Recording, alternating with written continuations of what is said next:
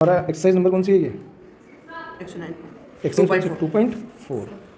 तो 2.4 में अपन question number 4 पर है। ये क्वेश्चन आ सकता है एग्जाम में, और ये क्या है ना, ये आगे हर क्लास में आता है।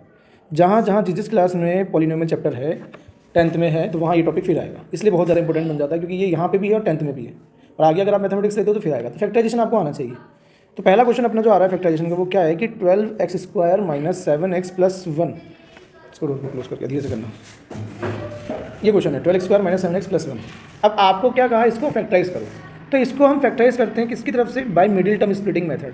Middle term splitting method, middle term splitting method. ये मेथड फैक्टराइजेशन के लिए काम आता है।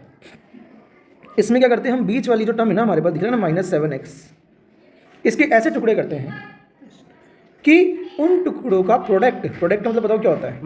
मल्टीप्लाई। कि उन जो भी आपने इनके दो टुकड़े बनाए हैं, उन दोनों टुकड़ों का प्रोडक्ट फर्स्ट नंबर और लास्ट नंबर के प्रोडक्ट के बराबर आ जाना चाहिए। फर्स्ट नंबर क्या है अपना? 12x², और लास्ट में क्या है? 1। तो इन दोनों को मल्टीप्लाई करा तो कितना आया? तो इस 7 को ऐसे दो नंबर में तोड़ दो जिनको मल्टीप्लाई करने पर वापस 12 आ जाता है। ऐसे कोई नंबर है अपनी नज़र में जिनको मल्टीप्लाई करने पर 12 आता हो? है ना? 1 × 12 या 2 × 6 या 3 × 4। इसके अलावा और कोई नंबर नहीं है जिनको मल्टीप्लाई करने पर क्या आ जाए? 12। तो यहाँ तक हमने तोड़ दिया, इसको मिडिल टर्म को हमने तोड़ दिया। अब हमें ये देखना है कि इनमें से किस पेयर को लेने पर बीच वाली टर्म यानी 7 बन रही है। क्या 12 और 1 मिलकर 7 बनाते हैं? नहीं बनेंगे। क्या 2 और 6 से, क्या 3 और 4 से बनता है? 4 और 3 दे देते हैं क्या? 7। यानी यहाँ से हमको पता चल गया कि यार ये वाला जो पेयर है, इस पेयर को लेने से 12 भी आ रहा है, अपने दोनों काम हो रहे हैं, 12 भी आ रहा है और 7 भी आ रहा है, यानी ये वाला पेयर जाएगा। अब इसके बाद ये जो पेयर जाएगा, इस पेयर पे साइन क्या लगाना है? प्लस का लगाना है या माइनस का?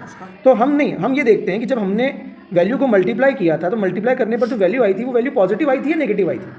पॉजिटिव, यानी प्लस का 12 आया था।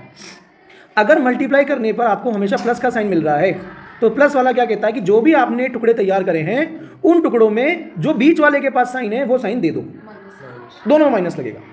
क्या बोला मैंने कि हमको प्रोडक्ट बनाना है, प्रोडक्ट बनाने के बाद इसका साइन देखना है, प्रोडक्ट का साइन क्या आया। अगर प्रोडक्ट का साइन पॉजिटिव चल रहा है, तो बीच वाला साइन ही जो है वो दोनों पेयर पे लग जाता है। तो यानी मैंने यहाँ क्या लिखना है?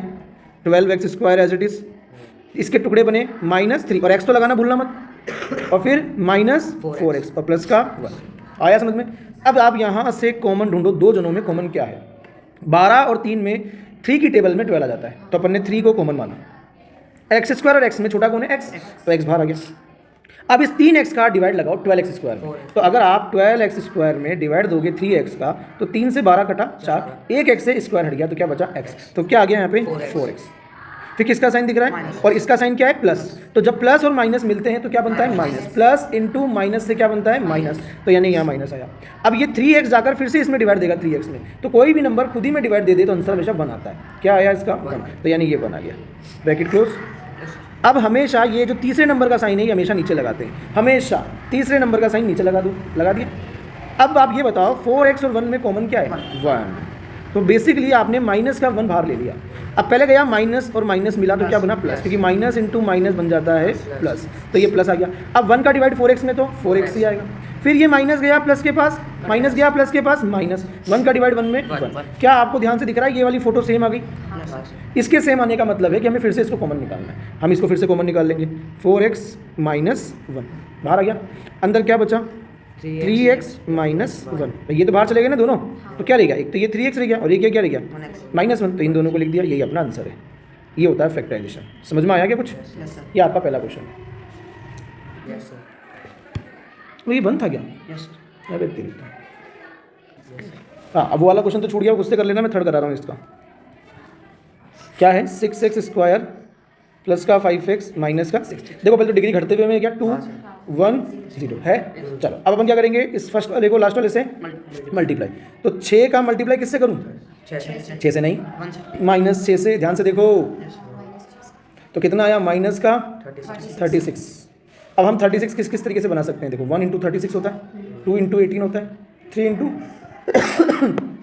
कितना 12, 4 9 जा 6 6 जा, और कोई तरीका नहीं दिख रहा है इसके अलावा। मतलब अपन ने इसके पेयर में फैक्टर बना लिया। अब किसको लेने पर बीच वाला आ रहा है, ये देखना है। तो इस बार जोड़ें या घटाएं, तो देखो ये साइन क्या आया, हाँ माइनस का, यानी सब्ट्रैक्ट करके चेक करना है। तो सब्ट्रैक्ट करके चेक करो, 36 1 कौन सा रहा है, 9 और 4, समझ में आया। अब ये तो हो गया भाई, गया तो 4 और 9, लेकिन ध्यान रखना माइनस जब यहाँ आता है तो माइनस कहता है कि ये जो मिडिल का साइन है ना वो बड़े पे लगेगा, केवल किस पे लगेगा, तो छोटे पे उसका उल्टा लगेगा। यानी ये वाला प्लस किसको दे दूँ, 9 या 4 को, 9 को।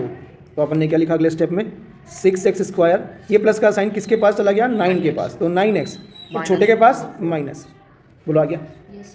अब वही ढूंढो, देखो 6 और 9 किसकी टेबल में आ जाते हैं, 3 की टेबल, और साथ में x आया, x तो आ गई, ब्रैकेट 3 से 6 कटा 2 बार, x से x² कटा x बार, 3 से 9 कटा 3 बार, डिवाइड दे रहे हैं अपन, और x से x कैंसिल हो गया। ये वाला साइन हमेशा नीचे आता है, बताया था। अब बताओ 4 और 6 दोनों किसकी टेबल में आते हैं, 2, तो -2 आ गया बाहर, -2 का डिवाइड -4x में लगाओगे तो प्लस का 2x, minus minus plus 2 6 divide हो गया तो 3 बार। देखो ये वाली फोटो सेम बनी क्या, बस ये सेम बन गई, मतलब आपका आंसर सही है, अपन ने यहाँ तक गलत नहीं करा है। अब इसको कॉमन ले लो, जो सेम बन गया, 2x + 3 बाहर आ गया, अंदर क्या बच गया, 3x - 2, ये आपका इसका फैक्टराइज हुआ, आ गया समझ में।